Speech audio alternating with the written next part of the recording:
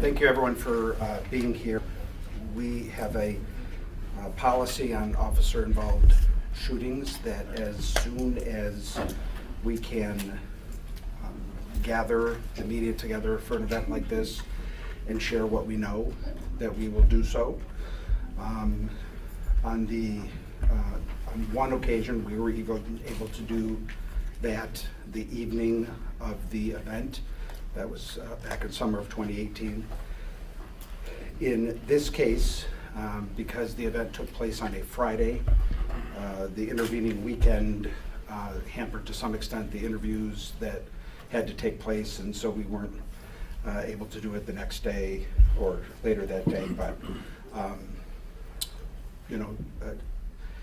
we know how important it is to gather as quickly as possible to share information,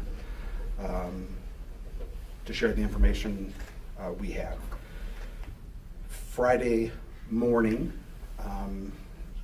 the incident occurred.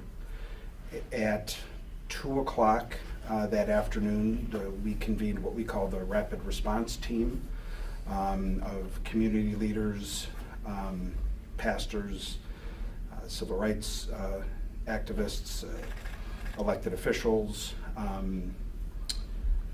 and other community members to talk about what we knew at that time, understanding that that was maybe not a full picture. We were able to share at least one body cam video Friday afternoon. But we knew that that was just a brief snapshot of the information that we had, and that there was a need for a larger session, which is what today is all about. So with that, I'm going to turn it over to Chief Trendley, who will walk us through the incident and what we know about and what the status is. So, Chief Trendley. Thank you, sir. All right, good afternoon. Okay, as the mayor said, this is to brief about the incident that occurred on Friday, April 14th at 09:25 hours. The Dollar General at 828 Phillips was robbed. We received 911 call that it was robbed by two black males wearing blue hoodies, and they had fled into the neighborhood. Our units responded to the scene and eventually picked up the suspects on foot. And as we start walking through the video, we'll kind of, through the PowerPoint here, we'll kind of lay out the timeline of what happened and how we got to over at 4226 Vermont, where we ended up having to fatally shoot the suspect. So as you can see here, this is just kind of a map to show you the scene from where the robbery occurred over on Phillips to that address on Vermont. The suspects were on foot in that area where the officers picked them up and eventually chased them through the neighborhoods to that location. This is our suspect, Jameson Turnbull. He is a 16-year-old male. Last known address was on Douglas there. He does have a little bit of a criminal history to include a felonious assault and an assault. So right now I'll go through the officers involved. We did have 8 officers involved in the shooting, and they range in experience from 8 years to 23 plus years of experience with TPD. The very first one here is Officer Anthony Rozek. As you can see there, he was hired in 2015. He is a CIT officer as well as a FTO officer. He has no active discipline. The second one is Officer Derek Adams. He's been with the department since 2015. He's also a CIT trained officer as well as an FTO, and he as well has no active discipline. The third is Officer Richard Robel. He has been with the department since 2012, and once again, no active discipline. We have Officer Adam Howard. He's been with the department since 2011, and he has no active discipline as well. The next officer is Officer William Gregus. He was hired in 2013. He is CIT trained and no discipline. Officer Benjamin Woody. Actually, we'll see him, his body camera footage coming up. He is a critical incident negotiation team member, so he's a hostage team member. So he is the one that is actually going to be talking to the suspect, attempting to defuse the situation and get him to put down his gun and surrender peacefully. He's also CIT. He does have one active discipline case from 21 for unnecessary use of physical control techniques. Officer number 7 here is Officer Anthony Walden. He was hired in 2010, and he has no active discipline. And then finally, officer number 8 is Officer Timothy Sturts. He's our most senior officer here. Came on in 1999. He's a CIT member as well, and he has a failure to activate his body camera at one point. Okay, so what we're going to show here is the surveillance video from the initial robbery scene, where you'll see the two suspects come in. They attempt to rob the clerk. However, the clerk flees. So unfortunately, there was a couple customers in there that became a target of opportunity for them, and they end up robbing them.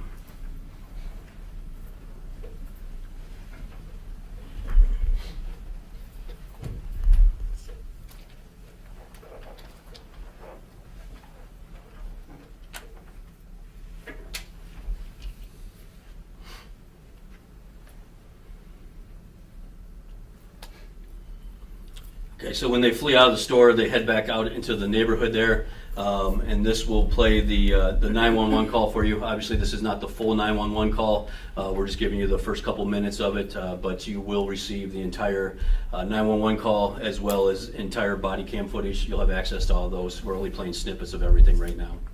Hello? Hello? Yes, I'm at the Dollar General at 828 Phillips. And 2 guys came in the store that we know are thieves, and we asked them to leave. And did they have a gun? What happened? And he had a gun, and he put the gun on the girl that was up at the register and told her to open the fucking cash register. Okay, And so then they're robbing we you? ran into, yes, and we ran in the office, and then they ran out of the store. Okay. What's your name? Daleen, it's Dalene, Buhr is my last name. It's 828 Phillips, Dollar General, correct? Yes, Was it a male or a female? it was 2 males, 2 teenage black males. They both had guns? Did both of them have a gun or just the one that you saw? Just the one that she saw. They were both black males? Yep. All right. What was the one wearing that had the gun? No, that's what I'm doing now is rolling back the camera. No one's hurt there, right? They're downstairs. Do you want to go out there and tell the customers that to leave and lock the store? No one's hurt there, right? I'm sorry. No. As soon as he put the gun, Did they leave I the was motor or the already vehicle? I'm sorry. Which way? What is that street? They went Towards Slovenia? out towards, that street right there. No, not like up towards the street. They went along the side of the store. Is that, I think that is what it is. Okay. Yes. Okay, so obviously that 911 call goes on for a while. She ends up rewinding the video from the surveillance to give our officers descriptions of both wearing blue hoodies and blue sweatpants that fled into the neighborhood. So that information gets passed off to our crews as they're responding. The first body-worn camera we're going to show you is from our Sergeant Onstead. He's the second officer on scene. They end up coming in contact with one of the suspects, and during this video, towards the tail end, as the officer tells him to come here, the suspect ends up firing a shot at the officers. Got one coming down the street all blue. See your hands. Running back between the houses. Just fired a shot at me.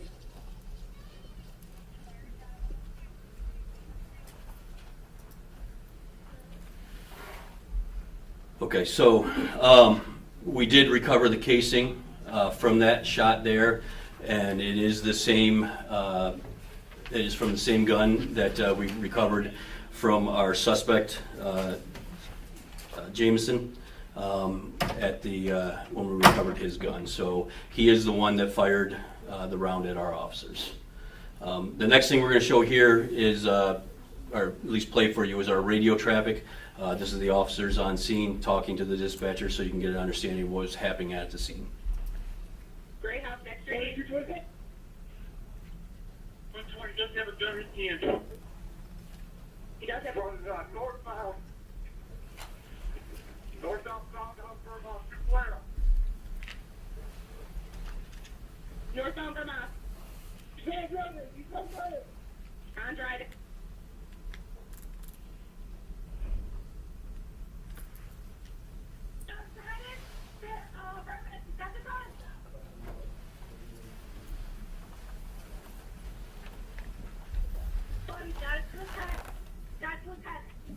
Got the gun to his head.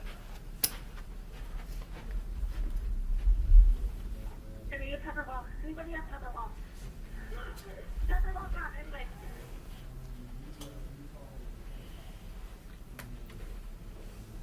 So I need the pepper ball gun.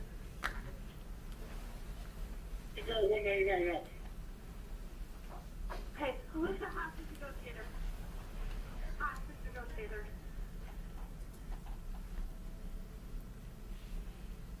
We'll have your, Well, I'm sorry, not hostage. Senior negotiator, sorry, hostage. 8210. 11 for negotiators. We're done. Copy.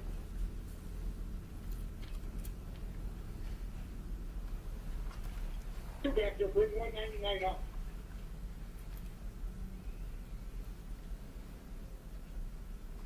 Do what you had.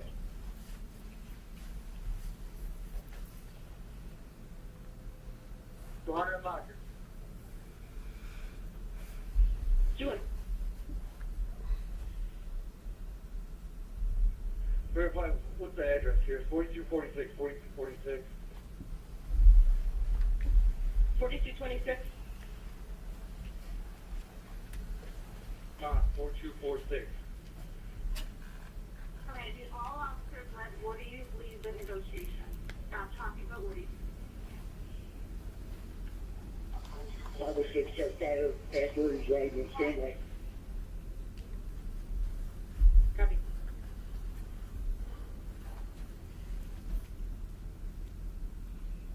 All right, Kelly, I got some officers. We're trying to find exactly where you want us. I got some long guns too. What address? 4246 Vermont. Where we're behind you.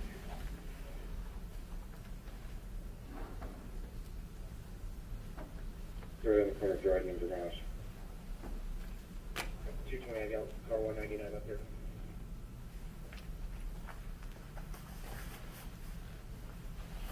Car last block.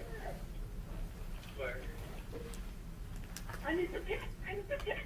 I need the pick. Can you find up here now? We got shots fired. Give us some life saving equipment up here. Shots fired.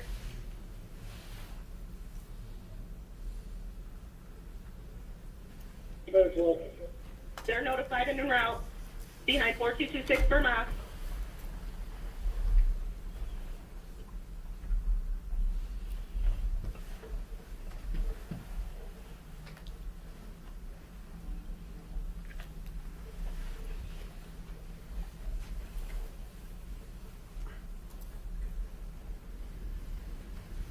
Okay. Sorry about that. It was a little hard to hear. Sometimes good help's hard to find. Some important key components of that radio transmission is number one, you hear when you replay it, and you get this when you can play it again. You'll hear the lieutenant on scene asking for less lethal, asking for the everyone else but Officer Woody to not engage the suspect, once again for our de-escalation techniques, and through the negotiations, having one person to talk to, one person giving them clear instructions to help kind of calm the scene. Another thing is you hear him talking about, or hear her talking about he has a gun to his head. And we'll see that in some of our videos coming up here. The suspect kind of transitions from having a gun to his head to down by his side, seeing it swinging back and forth, kind of raising it a couple times, and until eventually full out extension, pointing it at our officers. Once the shots are fired, you hear her calling for kits. She's looking for our tactical medical kits, trying to get trauma kits up there to do some life-saving measures. So the next video we're going to show you is Officer Woody's. And I would tell you that for the first part of this video, it's mainly audio because one thing that I think is important that we understand is our body cameras are great, but they're not perfect. As an officer is taking cover behind a tree, a house, a car, a lot of times those body cameras are obscured. So in this one, what you'll see is the officer is talking and engaging the suspect. However, all you're seeing is a tree at first. And then after our shots are fired, then you'll see them come up on the scene and take the actions they do to try to save his life. But I think it's an important distinction. We got lucky and we have one video where we caught it on the corner of the screen. But if it wasn't for that one, we would be sitting here telling you that we have no actual footage of the shooting itself. So it's important to understand that that can happen at some point because these are not a perfect tool where they're seeing exactly what the officer's seeing. They have to be worn on the body. So we'll go ahead and play this one. You're covered up. Can't run it. You don't run it. Andre.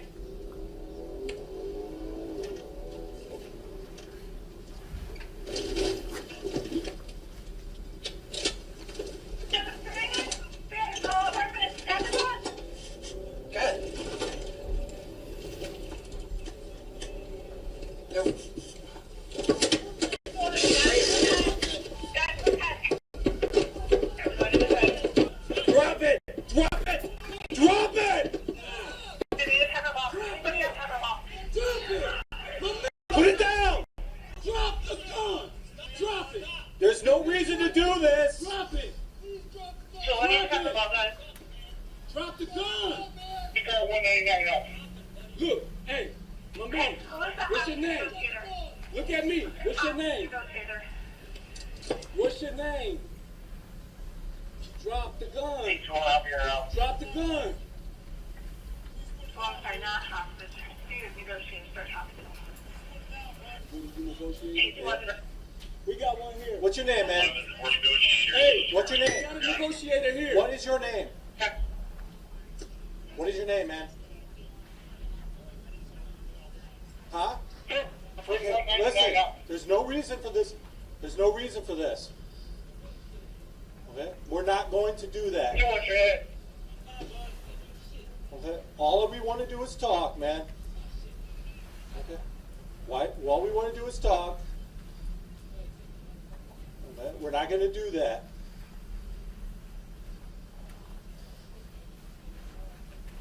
We'll do that. 200 miles. We'll stay here all day. Sure. There's no reason to do this, man. There's no reason. Verify. What's There's that? no reason for 42, this. 46, 42, 46. All you have to do is put it down. You haven't done anything that bad. 42, 26. We're not going to do that. 42, 46. There's no reason for this. All you have to do is put the gun down. You're not in that much trouble. 506, fire. That's where he's riding on standby. Huh? Huh? You're not in that much trouble. How old are you? How old are you? How old are you, man? Alright, Kelly, I got some officers. Huh? We're trying to find exactly. I can't hear you. I'm sorry. It does matter. All right, you got a long life ahead of you. There's no reason for this to go down this way. All right? You haven't done anything that bad. All you have to do is put the gun down. All right? You're going to go and you're going to probably get released to your parents. All right? Huh?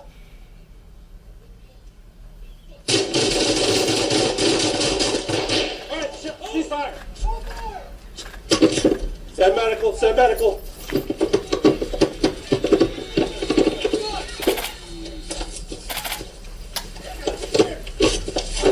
Let me start CPR. Let me start CPR. You gotta get him in cuffs first. No, we don't. Come on, Woody, stop. We gotta check. Hold his hands. Hold his hands. They're notified in and out. Yeah, 14 to 6 to now. Tell him CPR started. Somebody tell him CPR CPR started. start. Okay, so, as I talked about before, so Officer Woody is a trained negotiator. So the female officer at the end there is Lieutenant Russell, doing CPR. She's actually a trained registered nurse, so she was immediately doing life-saving measures. You know, standard policy is once we get somebody down on the ground, we try to cuff them. She was cognizant enough at that point to say, no, let's not cuff him. There's no need to. Let's try to save his life. So immediately went into those, you know, switching of the hat to, you know, to try to save the life. She talked about some less lethal in there. One of the sergeants was trying to get our foam rounds up to try to maybe intervene that way. Unfortunately, there just wasn't enough time. His car was way down on Vermont because the scene was such a long scene. By the time he got back, it was too late. And as I was talking about a little bit, you know, majority of that video, you were watching a tree. So thankfully we were able to grab it on this video here, Officer Rozik's body camera. It will be up in the extreme left-hand corner where you'll be able to see the suspect, but you'll be able to see his actions fairly clearly. Put it down, buddy. So I need the pepper ball done. You got 199 up. Hey, who's the hostage negotiator? Hostage negotiator. Each one of you are out. Put it down, buddy. Please put it down, I'm dude. not hostage. Need a negotiator. Start talking to him. Please put it down, bud. Hey, 200. Put it down for us, man, so we can talk about it. We're done.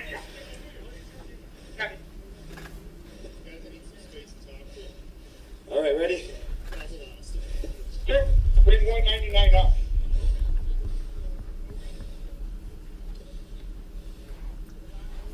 You want your head? Come on, bud. Oh.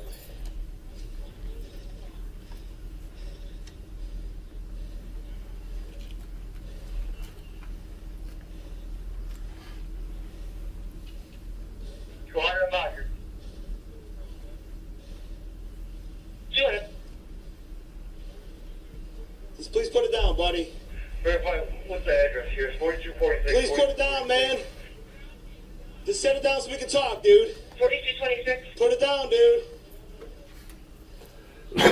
4246. Okay. Please put it down, man. Let Woody lead the negotiation.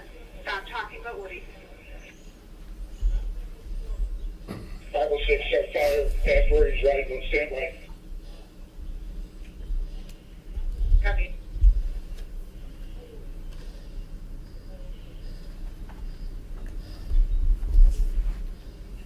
All right, Kelly, I got some officers. We're trying to find exactly where you want us. I got some long guns too. What address? 4246 Vermont. Where we're behind.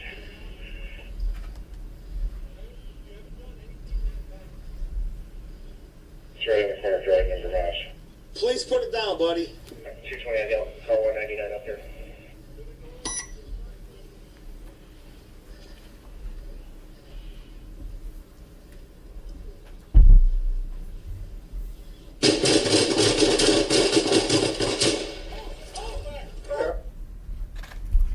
Okay, so I know it's hard to see, especially on this TV here. When you watch it on a screen, it's a little bit easier to identify. You will see a couple still shots here, but because of the distance, everything, even those are blurry. So here's the first one where he's holding the gun to his head. And then this is the one, it's really hard to tell, but this is where he fully extends the weapon.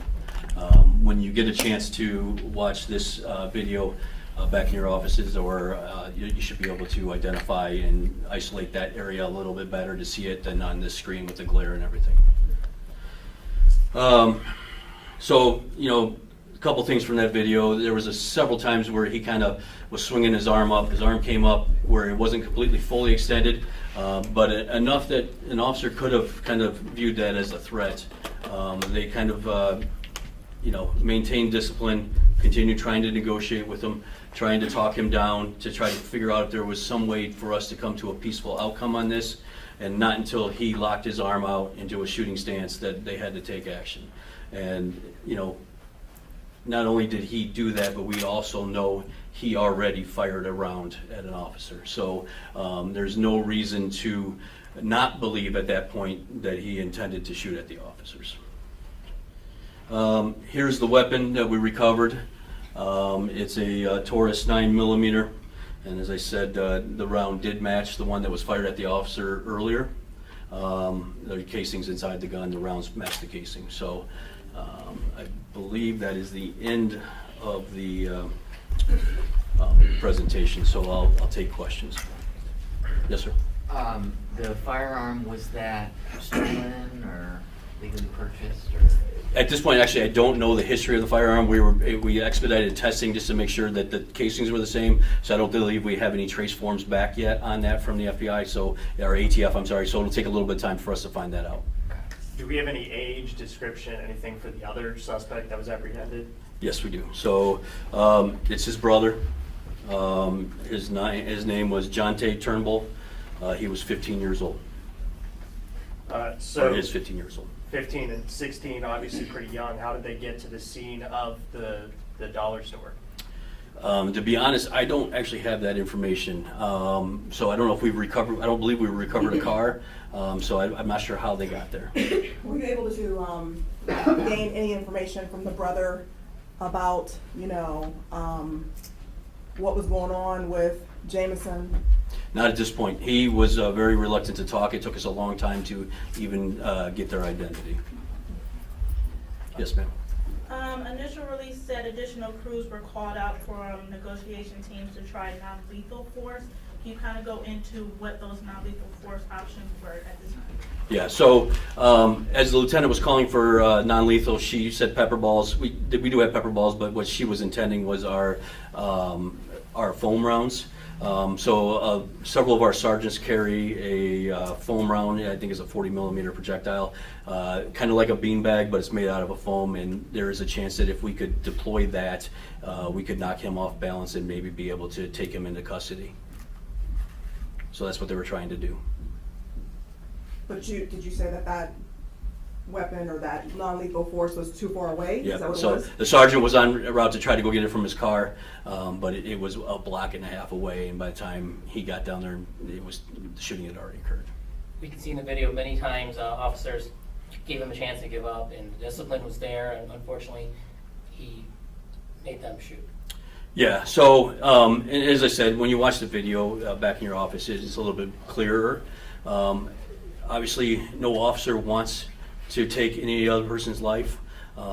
They're trained, you know, to preserve life, including their own. The suspect took actions that put their lives in danger and residents. There were residents on this in houses outside that witnessed this. I think you guys actually interviewed some of them that had actually witnessed it from their porches.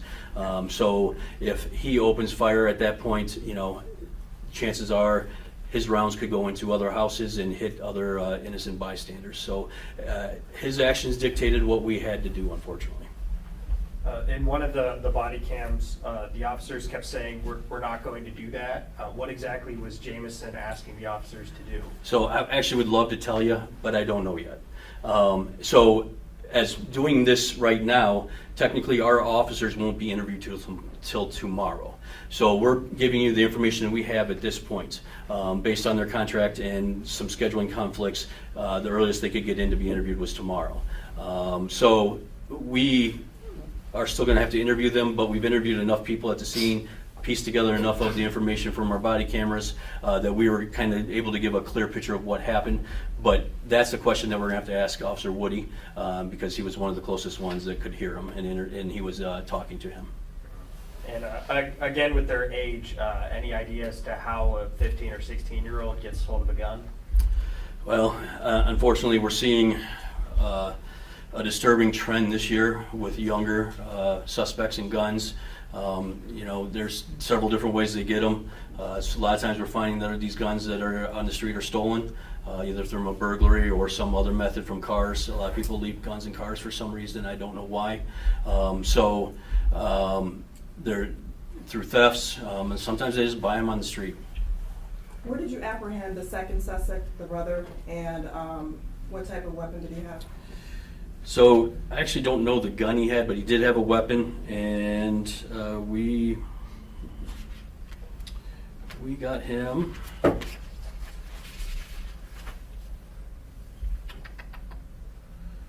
I believe it was the 4200 block of Vermont. We recovered the backpack that was stolen from the store and a gun near him. He was kind of hiding in between a few houses there. 11. Yep. So kind of talk to us, this is right at shift change around that 9 o'clock time. How do you guys go into preparing your officers to automatically be prepared for a shooting like this? And are there plans for future trainings when it comes to recruits coming in to see this and learn from it?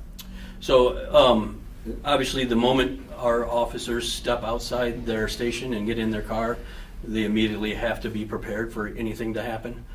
So it's a mindset that they take leaving roll call and going out onto the street. So whether it's 5 minutes into their shift or 7 hours into their shift, they still have to be in that mindset and ready to go at a moment's notice. And we do train our recruits in our training academy, trying to give them real life scenarios, sending them through different scenarios where as an officer they're encountering people with guns, using munitions that are fired back at them even, just to try to replicate what they're going to see on the street. And do you know how these officers are doing after dealing with juveniles on this day? Yes, so the last update I got, they're all in fairly good spirits. One of the things that we just recently brought back this year was our officer-involved shooting support team. So these are all former members, or they're members of our police department that have been in previous shootings. So they do one-on-one debriefing with the officers. And then we also, just not even with the officers that fired, but everybody else at the scene. As you see, there's other people that are involved in this traumatic event. So we do, debriefings and counseling with those officers as well. One officer, she jumped right in right away trying to do life-saving techniques on him. Talk to me about that. Yeah, so as I said earlier, she's actually was a nurse before she came on the police department. Still is actually employed on her off time as a nurse. Kind of goes around to different areas. So she has those instincts of being from the healthcare field. But we've seen it at every incident. Officers, whether they've been formalized training in or not, the training they receive in CPR and their mission to save lives, they immediately jump on and start doing that. As you saw, she's taking her own risks there. She didn't even take her time to put on gloves, and so she just immediately went into CPR there. Obviously you guys had to go talk to some family members or someone from these young boys' families. Were they able to give you any information or point you in the right direction about what was going on with them?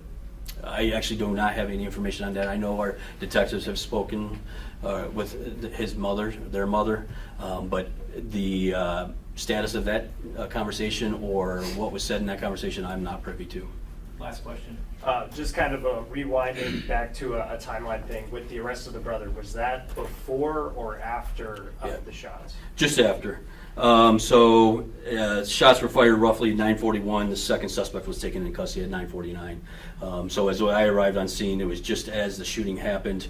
We had our officers broken into several different teams. There were still some searching door to door, going through the neighborhood looking for the second shooter because they knew they had the one on the address over there in Vermont, but the other ones were still out there shooting because we still had an active threat out there. And he didn't resist arrest at all? No.